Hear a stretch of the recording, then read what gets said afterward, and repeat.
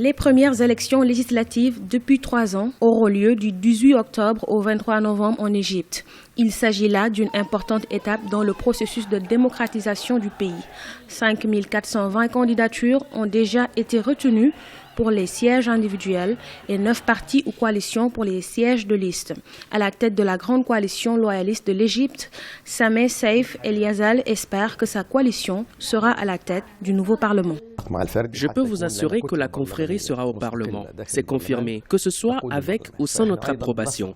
Le parti Nour, qui est un parti politique d'opposition islamiste, sera représenté à l'Assemblée nationale et en majorité.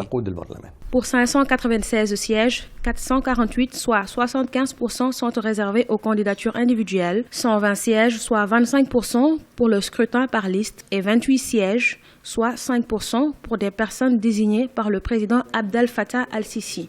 Le premier défi du nouveau Parlement sera la relecture d'une probable modification de la Constitution adoptée lors d'un référendum tenu après la chute de Mohamed Morsi en juillet 2013. Si on nous donne 1 an ou 2 ans au maximum, nous pourrons apporter quelques amendements à la Constitution. À mon avis, il y a quelques articles de la loi fondamentale sur lesquels nous devrions nous pencher un peu plus sérieusement et voir ce qu'on peut en faire.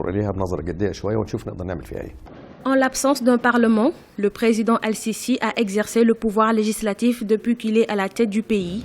Le scrutin législatif qui démarre le 18 octobre a plusieurs fois été repoussé. Il se déroulera en 2 tours pour s'achever le 23 novembre.